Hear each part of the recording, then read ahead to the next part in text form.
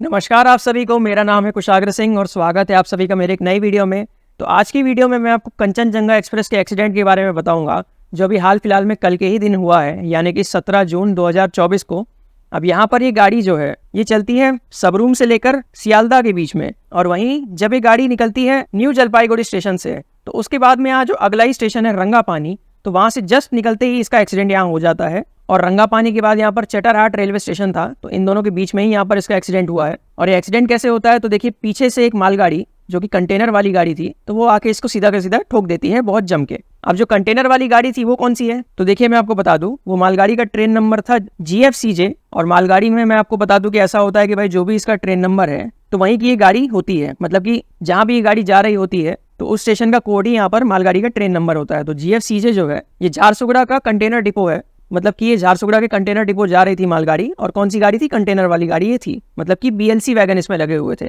अब कितनी स्पीड से टकराई है मुझे ये तो नहीं मालूम, लेकिन मैं आपको इतना बता सकता हूँ कि भाई ये ट्रेन मैक्सिमम 100 की स्पीड से चलती है, तो हो सकता है वो 100 की स्पीड में ही लगभग जा रही होगी। और लोको पायलट ने अगर इमरजेंसी ब्रेक्स भी मारे होंगे तो उतनी स्पीड कम नहीं हो पाई होगी, और जाके ये पीछे से दूसरी गाड़ी को ठोक देती है। और वहां पर बारिश भी आ रही थी, जिससे कि उतना कुछ यहाँ पर मालूम नहीं पड़ पाया। अब यहाँ टोटल 9 लोगों की मौत हो जाती है, जिसमें कि कंचनजंगा एक्सप्रेस के गार्ड और यहाँ पर मालगाड़ी की लोको पायलट शामिल हैं। और लोको पायलट की भी मौत कैसे हुई, तो देखिए जैसे ही ये यहाँ पर गाड़ी टकराई है तो आगे थी ICF ट्रेन।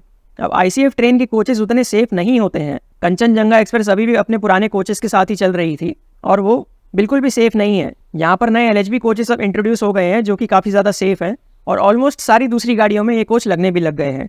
तो लोगों की यहाँ पर किस्मत भी खराब थी एक तरह से, जिसमें कि पुराने कोचेस वाली गाड़ी का यहाँ पर एक्सीडेंट हुआ है। अगर LHB कोचेस होते तो इतना यहाँ पर नुकसान नहीं होता था। तो जैसे ही यहाँ पर ये गाड़ी टकराई है अपना ICF कोचेस से, तो उसका जो गार्ड का डिब्बा था तो उससे वहाँ पर चक्के टूट गए हैं, मतलब कि जो एक्सल नीचे लगे हुए थे वो टूट के यहाँ इंजन के अंदर घुस गए हैं, जिस कारण से यहाँ पर लोको पायलट की मौत हो गई है। और बहुत ही ज़्यादा दर्दनाक मौत ये हुई होगी, उसके बारे में तो हम ज़्यादा सोच भी नहीं सकते हैं। अब बाकी लेकिन ये एक्सीडेंट हुआ क्यों है, तो चलिए अब हम इसके ऊपर थोड़ा सा प्रकाश डालते हैं। अब मेन तो देखिए CRS इंक्वायरी इसके ऊपर होगी, तो उसके बाद ही एक्चुअल रीज़न पता चलेंगे। लेकिन मेरे हिसाब से क्या क्या रीजन हो सकते हैं ये मैं आपको अच्छे से बताता हूँ। तो देखिए सबसे पहले तो आप ये समझिए कि वो जो सेक्शन है तो वहाँ पर ऑटोमेटिक ब्लॉक सिस्टम यूज हो रहा था। अब सिग्नलिंग के भी 2 टाइप होते हैं, एक तो ऑटोमेटिक होता है और दूसरा यहाँ पर एब्सोल्यूट ब्लॉक सिस्टम यूज होता है। अब जो एब्सोल्यूट ब्लॉक सिस्टम है इसके ऊपर भी मैंने वीडियो बनाया है, और ऑटोमेटिक सिग्नलिंग के ऊपर भी मैंने वीडियो बनाया है, आप जाकर देख सकते हैं, जिससे कि आपको अच्छे से समझ आ जाएगा कि भाई यहाँ पे सिग्नलिंग कैसे दी जाती है रेलवे द्वारा। लेकिन अब आप बेसिक में समझ लीजिए, अगर आप वीडियो नहीं देख पाएंगे तो देखिए एब्सोल्यूट ब्लॉक सिस्टम में 2 स्टेशन के बीच में बस एक ही गाड़ी जा सकती है, और जैसे ही गाड़ी अगले स्टेशन तक पहुंचती है तो उसके बाद ही पीछे वाली गाड़ी को पीछे वाले स्टेशन से यहाँ पर सिग्नल दिया जा सकता है, मतलब कि लाइन क्लियर मिलेगी। मतलब कि आप ये समझ जाइए कि 2 स्टेशन के बीच में एक ही गाड़ी चलेगी, उससे ज्यादा दूसरी गाड़ी यहाँ पर नहीं जा सकती है। तो ये सिस्टम वैसे बहुत ज्यादा सेफ होता है, लेकिन यहाँ पर ज्यादा गाड़ियां एक साथ नहीं चलाई जा सकती। और वहीं ऑटोमेटिक सिग्नलिंग में ऐसा है कि भाई हर 4 सिग्नल के पीछे एक गाड़ी ऑलमोस्ट चलाई जा सकती है, और यहाँ पर 2 स्टेशन के बीच में कितनी भी गाड़ियां को चला सकते हैं। और ऑटोमेटिक सिग्नलिंग में अगर रेड सिग्नल भी रहता है तो वहां पर भी लोको पायलट को बस 1 मिनट रुकना है, और उसके बाद धीरे धीरे 15 की स्पीड से आगे बढ़ना है, जब तक कि आगे उसको कुछ दूसरा ऑब्स्ट्रक्शन न मिल जाए। तो यहाँ पर आप समझ गए कि भाई ऑटोमेटिक सिग्नलिंग में यहाँ पर कितनी भी गाड़ियां 2 स्टेशन के बीच में जा सकती है, और यहाँ पर रेड सिग्नल पर भी नहीं रुकना होता है लोको पायलट को। तो ये एक चीज तो आप समझ गए कि भाई यहाँ पर ऐसे ये वर्किंग होती है। लेकिन मैं आपको बता दूं कि रंगापानी स्टेशन के बाद में यहाँ पर टोटल 9 सिग्नल डिफेक्टिव थे, मतलब कि रंगापानी स्टेशन से चटरहाट रेलवे स्टेशन के बीच में टोटल 9 सिग्नल यहाँ पर डिफेक्टिव थे। सुबह 5:50 से यहाँ पर ये सिग्नल्स डिफेक्टिव चल रहे थे। और ये जो गाड़ी है तो ये तो रंगापानी को 8:27 पर निकली है, और वही पीछे से जो मालगाड़ी आ रही थी GFCJ कंटेनर, तो ये यहाँ पर 8:35 पर निकली है। मतलब कि टोटल 5 मिनट का यहाँ पर डिफरेंस था, और 8:42 पर यहाँ पर ये पीछे से जाकर गाड़ी भेड़ देती है कंचनजंगा एक्सप्रेस को। तो अब जैसा कि मैंने आपको बताया कि भाई यहाँ पर 9 सिग्नल डिफेक्टिव थे, तो यहाँ पर अगर कोई भी सिग्नल डिफेक्टिव रहता है तो उसको पार करने की अनुमति दी जाती है, जो कि लिखित अनुमति होती है T912। तो यहाँ पर T912 अथॉरिटी दी गई लोको पायलट्स को, और दोनों गाड़ी के लोको पायलट्स को दी गई। आगे जो 13174 गाड़ी जा रही थी उसकी भी लोको पायलट को दी गई, और पीछे यहाँ पर कंटेनर के लोको पायलट को भी लिखित अनुमति दी गई कि आप इन सिग्नल्स को डायरेक्टली पार कर सकते हैं, भले ही उसमें कुछ भी एस्पेक्ट रहे, भले वो लाल रहे, हरा रहे, या फिर डबल पीला रहे, या फिर पीला रहे, उससे कोई फर्क नहीं पड़ता, लेकिन आप इन सिग्नल्स को डायरेक्टली पार कर सकते हैं। तो ऐसी लिखित अनुमति यहाँ पर उनको दी गई। और टोटल आपने यहाँ पर सुन लिया होगा कि 9 सिग्नल्स यहाँ पर डिफेक्टिव थे, जिनका यहाँ पर डायरेक्टली नंबर भी दिया गया है। तो अब जैसा कि मैंने आपको नॉर्मली बताया कि भाई अगर कोई लाल सिग्नल होता है तो वहां पर गाड़ी रुकती है अपना 1 मिनट के लिए, और उसके बाद फिर आगे बढ़ जाती है धीरे धीरे लगभग 15 की स्पीड से। और अगर सिग्नल का एस्पेक्ट वहां पर नहीं आ रहा है तब भी लोको पायलट ऐसा ही फॉलो करते हैं अगर मान लीजिए सिग्नल रेड नहीं दिख रहा है या फिर उसमें कुछ एस्पेक्ट दिख ही नहीं रहा है, तब भी लोको पायलट उसको रेड कंसिडर करके 1 मिनट वहां पर रुकते हैं दिन में और उसके बाद फिर यहाँ पर 15 की स्पीड से आगे बढ़ते हैं। तो वैसे तो यहाँ पर अथॉरिटी दी गई थी, लेकिन जो कंचनजंगा एक्सप्रेस के लोको पायलट थे तो वो धीरे धीरे ही आगे बढ़ रहे थे, वो ज्यादा स्पीड से आगे नहीं बढ़ रहे थे, क्योंकि वो ऐसा सोच रहे थे कि भाई यहाँ पर नॉर्मली हमको रूल्स को फॉलो करना है और अथॉरिटी में ऐसा कुछ यहाँ पर क्लियरली दिया भी नहीं गया कि आपको कितनी स्पीड से आगे बढ़ना है। और जो पीछे मालगाड़ी के लोको पायलट है तो उनको जैसी अथॉरिटी दी जाती है तो मालगाड़ी के लोको पायलट ने ये चीज समझा होगा कि अगले स्टेशन तक के हमको डायरेक्टली अनुमति मिल गई है जाने की स्पीड से, मतलब कि उन्होंने ऐसा कुछ भी रूल फॉलो नहीं किया होगा कि यहाँ पर हमें जो बीच में 9 सिग्नल पड़ रहे हैं उनमें एक एक करके रुक के जाना है 1-1 मिनट तक और धीरे धीरे आगे बढ़ना है, तो उन्होंने ऐसा कुछ नहीं सोचा होगा और अपनी स्पीड से आगे बढ़ रहे होंगे। तो यहाँ पर आप समझ गए कि आगे कंचनजंगा एक्सप्रेस अपने अगले स्टेशन तक नहीं पहुंची थी, धीरे धीरे ही जा रही थी और वहीं पीछे से मालगाड़ी यहाँ पर ज्यादा स्पीड से आगे सीधा आगे यहाँ टक्कर मार देती है। तो अब यहाँ पर गलती किसकी है, लोको पायलट की है, स्टेशन मास्टर की है या फिर आगे वाले ट्रेन के लोको पायलट की है? आखिर गलती किसकी है यहाँ पर?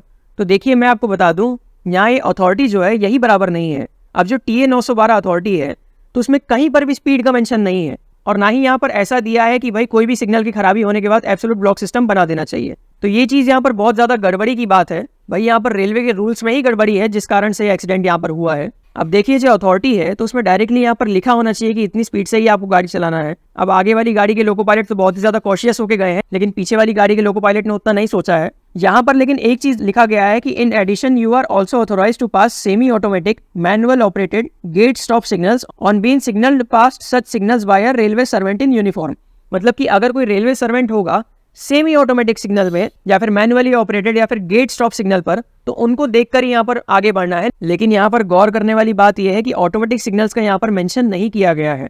तो मतलब कि इस परमिशन के हिसाब से डायरेक्टली आपको सारे ऑटोमेटिक सिग्नल से अपनी फुल स्पीड से निकलना था। अब लेकिन आगे वाले लोको पायलट फिलहाल वो चीज को फॉलो नहीं करे और पीछे वाले लोको पायलट अपनी फुल स्पीड से आगे बढ़ रहे थे। तो यहाँ पर देखिए अब ये रूल्स ही बेकार हैं, रेलवे ने यहाँ पर साफ साफ कुछ मेंशन ही नहीं किया जिस कारण से एक्सीडेंट हुआ है। तो रेलवे को ही अपने जनरल रूल्स में बदलाव करना चाहिए और एटलीस्ट इस चीज को बराबर करना चाहिए था। और नहीं तो अगर आप ऐसा नहीं कर रहे हैं तो इसके बदले यहाँ पर एब्सोल्यूट ब्लॉक सिस्टम को ला देना चाहिए था, जिसमें कि 2 स्टेशन के बीच में एक ही गाड़ी चल सकती है, जिससे कि आगे वाली गाड़ी जैसे ही अपने अगले स्टेशन पर पहुंचती उसके बाद ही यहाँ पर पीछे मालगाड़ी को सिग्नल दिया जाना चाहिए था। लेकिन देखिए ऐसा भी यहाँ पर नहीं हुआ है, दोनों गाड़ी को एक के पीछे एक सिग्नल दे दिया और यहाँ स्पीड भी नहीं बताई है। तो लोको पायलट को जब कुछ बराबर बताया ही नहीं गया तो यहाँ पर एक्सीडेंट होने के चांसेस तो थे ही थे। तो यहाँ पर आप सबसे पहली गलती तो समझ गए कि ना यहाँ पर स्टेशन मास्टर की उतनी गलती है और ना ही यहाँ पर लोको पायलट की उतनी गलती है। इन दोनों को भी यहाँ सिचुएशन मालूम ही नहीं है कि भाई क्या करना चाहिए।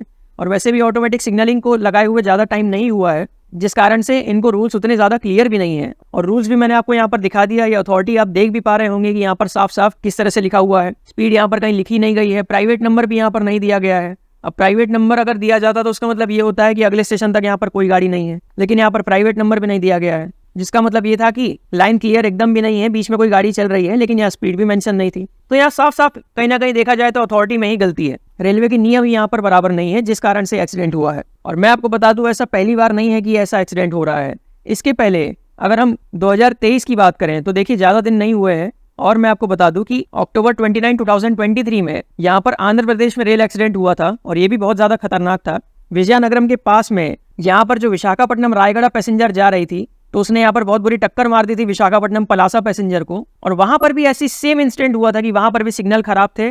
तो आगे विशाखापट्टनम पलासा पैसेंजर के लोको पायलट धीरे धीरे जा रहे थे हर सिग्नल पे रुकते हुए, उनको वहां पर अथॉरिटी दी गई थी लेकिन वो वहां पर रुकते रुकते जा रहे थे। और पीछे विशाखापट्टनम रायगढ़ पैसेंजर के लोको पायलट को ऐसा लगा कि वहां पर अथॉरिटी दी गई है तो अपने नॉर्मल स्पीड से आगे बढ़ना चाहिए, जिससे कि आगे वाली गाड़ी लगभग 16 की स्पीड से आगे बढ़ रही थी धीरे धीरे और पीछे वाली गाड़ी ऑलमोस्ट 82 की स्पीड से यहाँ जाके सीधा टकराई है कंटकपल्ले और अलमंडा स्टेशन के बीच में। वलतैर डिवीजन जो कि यहाँ आता है ईस्ट कोस्ट रेलवे में, तो वहां पर एक्सीडेंट हुआ था, वहां भी 17 लोगों की जान गई थी। तो सेम देखिए बिल्कुल उसी तरह का एक्सीडेंट यहाँ पर भी हुआ है और यहाँ पर भी दोनों लोको पायलट के बीच में कंफ्यूजन पैदा हुआ है, जिस कारण से एक्सीडेंट हुआ है। और वहां की जब CRS रिपोर्ट निकली थी तो उसमें देखिए मेन तो लोको पायलट के ऊपर इल्जाम डाला गया था कि भाई उनकी वहां पर गलती थी, लेकिन मैं आपको बता दूं कि ऐसी बात नहीं है। लोको पायलट की वहां पर भले ही गलती हो या ना हो, उनकी तो मौत हो गई थी वहां पर, तो उनका बयान तो यहाँ पर नोट नहीं किया जा सका। तो CRS ने तो ऑलमोस्ट उनके ऊपर ही पूरा का पूरा इल्जाम डाल दिया था। लेकिन CRS ने यहाँ पर एक और चीज लिखी थी और वो यहाँ आप रिपोर्ट में साफ साफ देख सकते हैं, यहाँ पर लिखा है बैडली ड्राफ्टेड रूल्स। अब यहाँ पर दिया गया है कि भाई सिग्नल एंड टेलीकम्युनिकेशन डिपार्टमेंट ने यहाँ पर कुछ भी एक्शन और प्रिकॉशन नहीं लिए, जिससे कि यहाँ पर एक्सीडेंट होने का रीजन बना, और बैडली ड्राफ्टेड रूल्स जिससे कि यहाँ पर एम्बिग्विटी का कारण बना। एम्बिग्विटी का मतलब यहाँ पर ये हो गया है कि 2 चीजें यहाँ पर सही हो सकती है। अब देखिए रेलवे के रूल्स ही यहाँ पर बराबर नहीं है, तो यहाँ पर देखिए ये भी चीज दिया है, रेलवे को भी थोड़ा सा गलत ठहराया है। यहाँ पर डायरेक्टली यहाँ पर लिखा हुआ है बैडली ड्राफ्टेड रूल्स, जिससे कि यहाँ पर ये एक्सीडेंट हुआ है ऑटोमेटिक सिग्नल फेलियर में। तो देखिए यहाँ पर जो पहले एक्सीडेंट हुआ था उससे भी रेलवे ने यहाँ पर कोई सबक नहीं लिया है। अगर वहाँ आंध्र प्रदेश रेल एक्सीडेंट से यहाँ पर सबक ले लिया जाता तो फिर यहाँ अथॉरिटी को थोड़ा सा मॉडिफाई कर देना चाहिए था रेलवे को, कि दोबारा अगर ऐसे कभी सिग्नल खराब होते हैं तो उस बीच यहाँ पर एटलीस्ट स्पीड बताई जा सके लोको पायलट्स को कि इतनी स्पीड से आपको आगे बढ़ना है, और अगर वैसा ना हो तो यहाँ पर एब्सोल्यूट ब्लॉक सिस्टम बना दिया जाए। लेकिन ऐसा देखिए यहाँ पर कोई रूल ही नहीं है, अपने आप यहाँ पर काम हो रहा है, जिस कारण से यहाँ पर एक्सीडेंट हुआ। तो देखिए प्राइमरीली रिस्पॉन्सिबिलिटी ना मैं यहाँ पर स्टेशन मास्टर के ऊपर डालूंगा, ना मैं यहाँ पर लोको पायलट के ऊपर डालूंगा। यहाँ पर प्राइमरी रिस्पॉन्सिबिलिटी है रेलवे की ही यहाँ पर फॉल्ट है। उनके नियम यहाँ पर बराबर नहीं है, जिससे कि स्टेशन मास्टर और लोको पायलट्स के बीच में अभी भी कंफ्यूजन यहाँ पर बना ही हुआ है। और मैं आपको बता दूं पूरे इंडिया भर में जितने भी लोको पायलट्स या फिर स्टेशन मास्टर या फिर जो दूसरे रेलवे स्टाफ हैं, तो उन लोगों में भी आपस में बहस छिड़ गई कि आखिर भाई ऐसे टाइम पर क्या करना चाहिए था। तो देखिए कहीं और अगर ऑटोमेटिक सिग्नल में ऐसी खराबी आती है तो लोगों को अभी भी बराबर यहाँ पर मालूम ही नहीं है कि भाई किस तरह से गाड़ियों का ऑपरेशन होगा। और मैंने अथॉरिटी तो आपको दिखाई दी, TA 912 अथॉरिटी, जो कि काफी ज्यादा फॉल्ट अथॉरिटी है, और इसमें प्रॉपरली दिया ही नहीं गया है, ना ही यहाँ पर प्राइवेट नंबर दिया गया है, ना ही यहाँ पर स्पीड दी गई है कि कितनी स्पीड से आगे बढ़ना है। तो एक्सीडेंट तो यहाँ पर होगा ही। लोको पायलट्स में यहाँ पर कंफ्यूजन बना हुआ रहता है, जिस कारण से बराबर यहाँ पर ऑपरेशन नहीं हो पा रहा है। तो रेलवे को यहाँ पर थोड़ा सा ठीक करना चाहिए इन सब रूल्स को, और जिम्मेदारी अपने सर पर लेनी चाहिए, क्योंकि इसके पहले भी यहाँ पर जो एक्सीडेंट हुआ था उसमें भी CRS रिपोर्ट में डायरेक्टली ऐसा बताया गया था कि भाई कि यहाँ पर रूल्स बराबर नहीं है, रूल्स बराबर नहीं बनाए हैं इन लोगों ने। लेकिन उसके बावजूद रेलवे ने यहाँ पर उससे कोई सबक नहीं लिया, जिस कारण से यहाँ पर एक्सीडेंट हुआ है। तो प्राइमरी रिस्पॉन्सिबिलिटी यहाँ पर डायरेक्टली मैं इंडियन रेलवे के ऊपर ठहराऊंगा। और यहाँ पर स्टाफ को प्रॉपरली ट्रेनिंग भी नहीं दी गई है कि इमरजेंसी सिचुएशन पर यहाँ पर कैसे काम करना है। अगर स्टाफ को ऐसी ट्रेनिंग होती प्रॉपरली कि भाई यहाँ पर अगर सिग्नल खराब है तो इस तरीके से काम करना है, तो ऐसा एक्सीडेंट नहीं होता था, यहाँ पर इतने लोग नहीं मरते थे, इस एक्सीडेंट को बचाया जा सकता था। और साथ ही मैं आपको एक और चीज बता दूं, यहाँ पर ये ICF ट्रेन चल रही थी। तो देखिए रेलवे का काफी पहले डिसीजन आ चुका था कि सारी ICF ट्रेन को यहाँ पर LHB किया जाए, लेकिन उसके बावजूद यहाँ पर कंचनजंगा एक्सप्रेस ICF ही चल रही है। तो इस चीज को अब तत्काल रूप से चेंज किया जाना चाहिए और हर जगह LHB ट्रेन चलानी चाहिए, जिसमें कि ICF ट्रेन को ऑलमोस्ट बंद ही कर देना चाहिए, जिससे कि यहाँ पर लोगों की जान बच सके। अब यहाँ पर आप एक चीज और देख रहे होंगे कि आजकल जो स्पेशल ट्रेन चल रही है, तो उनमें से बहुत सारी गाड़ियों में सिर्फ ICF कोचेस लगाकर ही गाड़ी को चलाया जा रहा है, जो कि उतना सेफ नहीं है। तो रेलवे को ऐसा नहीं करना चाहिए, हर जगह ऑलमोस्ट LHB कोचेस ही रखना चाहिए, जो कि बहुत ज्यादा सेफ है और जिनसे एक्सीडेंट होने पर भी उतना नुकसान नहीं होगा। अगर आप LHB और ICF कोचेस के बारे में नहीं जानते हैं तो देखिए मैंने उसके ऊपर भी वीडियो बनाया है, आप जाकर देख सकते हैं। और साथ ही मैं आपको बता दूं कि इस गाड़ी में थोड़ी सी किस्मत लोगों की अच्छी भी थी, क्योंकि गार्ड के डिब्बे के आगे यहाँ पर 2 पार्सल के डिब्बे लगे हुए थे। तो जैसे ही यहाँ पर मालगाड़ी टकराई है तो पार्सल के डिब्बों के ऊपर यहाँ पर थोड़ा सा ज्यादा इम्पैक्ट आया है, जिससे कि जो आगे पैसेंजर के कोचेस थे वो वहां बच गए हैं, उनके ऊपर उतना ज्यादा इम्पैक्ट नहीं आया और लोग उतने भी ज्यादा यहाँ पर इंजर नहीं हुए हैं। वरना मान लीजिए अगर वो 2 पार्सल के डिब्बे नहीं होते, डायरेक्टली अगर यहाँ दूसरे डिब्बे होते, तो यहाँ पर मौत का आंकड़ा और ज्यादा हो सकता था।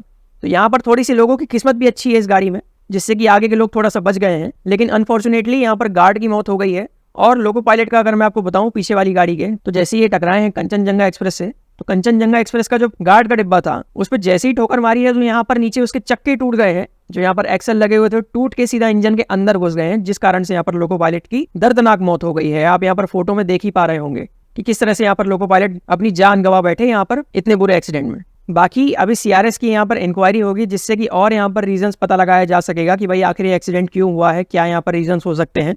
तो देखते हैं अब रेलवे यहाँ पर कितना सुधार करती है इस चीज के लिए। अगर आपको अभी भी कुछ समझ ना आया हो तो आप कमेंट सेक्शन में पूछ सकते हैं। मिलते हैं ऐसी किसी और वीडियो में ट्रेंड्स की बहुत सारी जानकारियों के साथ।